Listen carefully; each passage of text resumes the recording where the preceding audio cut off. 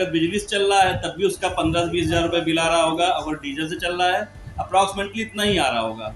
अब आप उसको यहाँ पे ये समझा सकती हैं कि सर अगर साल का आप 2-2.5 लाख रुपए बिल दे रहे हैं, पैसा खर्च कर रहे हैं, तो क्यों ना कोई ऐसी योजना से जुड़ जाइए कि आपका यह पैसा बचने लगे। तो यहाँ पर आती है प्रधानमंत्री आटा चक्की योजना, जिसमें 35% की सब्सिडी भी आप दे रही हैं कस्टमर को। कैसे दे रही हैं? सपोज डेट आपने उसका सोलर प्लांट लगा दिया, अगर वो 10 HP की मोटर के साथ में अपना कारखाना चला रहा है तो आपने उसका जो है 10 HP का सोलर प्लांट लगाया। 10 HP का सोलर प्लांट आप उसका नियर अबाउट 6.5 लाख रुपए के आसपास लगा रही हैं।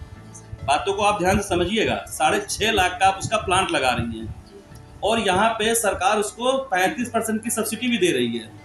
ठीक है, लेकिन यहाँ पे 2-3 बातें ध्यान देनी होती है कि बैंक फाइनेंस तभी करता है कि आपको सोलर के साथ साथ अपने आटा चक्की और मोटर, और जहाँ तक कि अगर स्पेलर मतलब जो लोग तेल लगाते हैं, जिसको गांव की भाषा में कोल्हू बोला जाता है, समझ रही ना, इन सबका बिल भी उसको सोलर के बिल के साथ बैंक में लगाना होता है।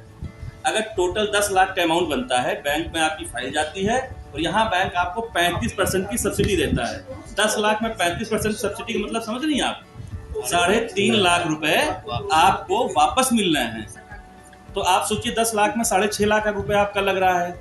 अब एक बार आपने इतना पैसा लगा दिया, अब आप आने वाले 25 सालों तक जो कि आप डीजल और बिजली के बिल में 20 से 25 हज़ार रुपए खर्च कर रहे थे, इससे आप फ्री हो गए।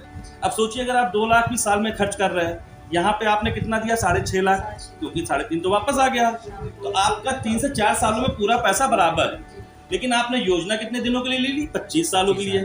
तो कहीं ना कहीं आप हर तरफ से फायदे में हैं। तो आपको यहाँ पे सोलर आटा चक्की के साथ जाना चाहिए। और आटा चक्की के साथ जाने के साथ साथ आप देखिए यहाँ पे एक समाज का भी कहीं ना कहीं फायदा कर रही हैं। कैसे कर रही हैं? जो डीजल इंजन आप चलाते हैं उससे जो धुआं निकलता है वो भी हमारे एटमॉस्फेयर को कहीं ना कहीं दूषित कर रहा है।